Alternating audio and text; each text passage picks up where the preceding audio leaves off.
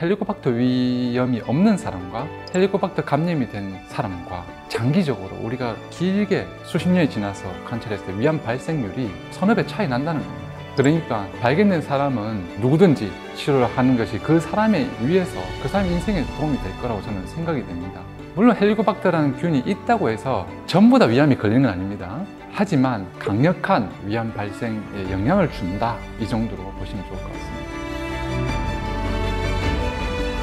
안녕하세요. 서울패밀리병원 내과의사로 일하고 있는 하경호입니다.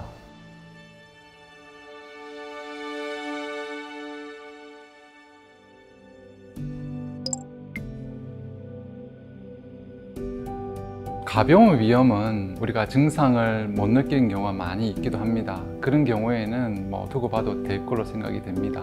하지만 위염 중에도 치료를 하고 있는 경우도 있을 수 있고 또 헬리코박터 위염이 있는 경우도 있을 수 있습니다. 어떤 경우는 검진을 통해서 우리가 우연히 알게 되는데 꽤 심한 경우들이 있어요. 자기도 모르고 있고, 그런 경우는 저희가 치료를 권하기도 하고요. 또 헬리코박터 위염은 나중에 위암의 발생률이 증가하기 때문에 또 치료를 권하기도 합니다. 헬리코박터 파일로리는 세균의 일종인데 그게 위 안에 살면서 지속적으로 위 표면을 염증을 유발해 가지고 어떤 사람은 소화불량을 평생 달고 사는 경우도 있고요. 어떤 사람은 증상이 없는 경우도 많은데, 문제는 이것이 이제 세월이 쌓이고 쌓이다 보면 위암의 발생률이 증가한다는 겁니다. 예를 들면 헬리코박터 위염이 없는 사람과 헬리코박터 감염이 된 사람과 장기적으로 우리가 길게 수십 년이 지나서 관찰했을 때 위암 발생률이 서너 배 차이 난다는 겁니다. 실제로 위암에 여러 원인들이 있을 수 있습니다. 헬리코박터라는 세균 외에도 가족력, 그 다음에 짜게 먹거나 탄 음식을 즐겨 먹거나 가공 음식을 먹거나, 그런 원인들 중에 헬리코박터 이 세균이 굉장히 중요하다, 강력한 위암 발생 요인이다 라고 우리가 말할 수가 있습니다. 그러니까 발견된 사람은 누구든지 치료를 하는 것이 그 사람에 의해서 그 사람 인생에 도움이 될 거라고 저는 생각이 됩니다. 물론 헬리코박터라는 균이 있다고 해서 전부 다 위암이 걸리는 건 아닙니다. 하지만 강력한 위암 발생에 영향을 준다, 이 정도로 보시면 좋을 것 같습니다.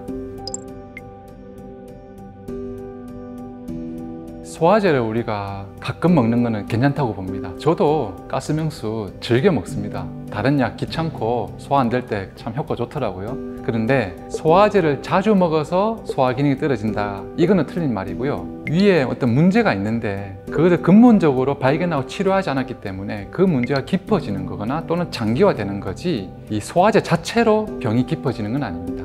소화제를 먹으면 잠깐 좋아지거든요. 그러면 굳이 병을 발견하거나 그 병의 원인을 근본적으로 교정하지 않습니다. 그러니까 자꾸 반복이 일어나죠. 근데 이거를 딱 마무리를 지으려면 정확한 내시경 검사를 받고 정확한 치료를 하는 것이 소화제를 반복적으로 먹는 행위를 근절시키는 방법이 되지 않을까 생각이 됩니다. 스트레스를 받으면 위궤양 잘 생깁니다. 당연히 위염 잘 생깁니다. 그거는 이제 우리 몸의 자율신경하고 연관이 있습니다. 그런데 스트레스뿐 아니라 커피를 많이 먹어도 위산 분비가 증가하고요. 산 자체를 포함한 오렌지라든지 귤을 먹어도 그럴 수 있고, 그 다음에 정말 산이 많이 분비되는 병이 있습니다. 졸린거 엘리손 신드롬이라는 그런 병이 있습니다. 근데 그런 경우는 의사가 접근해서 진단을 해내야 되고 치료를 정확하게 해내야 되는 부분이 있지만, 특정 병을 제외하고는 스트레스, 정신적인 요인, 그 다음에 우리가 섭취하는 음식, 당연히 다 위산 분비를 증가시킬 수 있습니다. 요즘같이 날씨가 더워지는 계절이 되면 장염이 환자가 많이 오고 있습니다. 그러면 저희가 장염 환자를 볼 때 주사제를 얼만큼 쓸 건가, 강력하게 써서 정말 변 자체를 아예 못 보게 만들 수도 있고요. 균은 나와야 좋고 염증성 물질은 나와야 좋으니까 설사는 설사하도록 내버려 두는 게 좋겠다, 그렇게 접근을 할 수도 있습니다. 저는 개인적으로 항생제가 필요로 하는 장염의 치료인 경우에는 어느 정도 설사는 허용을 합니다. 다만 설사를 많이 하면 수분도 나가고 전해질이라고 하는 그런 요소도 빠져나가기 때문에 그런 데 대한 교정이 좀 필요하긴 합니다. 그런 경우가 아니고 항생제까지 필요 없는 아주 단순한 가벼운 설사인 경우에는, 설사가 예를 들면 좀 양이 많은 것 같다? 그러면 주사제를 약간 쓰는 것은 괜찮다고 보여집니다. 그렇지만 제 개인적으로 주사제를 많이 쓴다면 안에 정말 균이나 염증성 물질이 정말 나오지 못해서 문제가 될 수 있다는 생각은 듭니다. 그러니까 그거는 케이스 바이 케이스인 것 같아요. 그래서 의사는 환자의 케이스별로 지자제를 제한 없이 쓰는 게 좋겠다, 그렇게 보는 케이스들이 있고, 이런 경우는 지자제를 쓰는 것이 오히려 안 좋겠다라고 판단하는 그런 케이스들이 있습니다. 그래서 의사에게 진료를 받는 것이 제일 정확할 걸로 생각이 됩니다. 감사합니다. 지금까지 서울패밀리병원 하경호였습니다.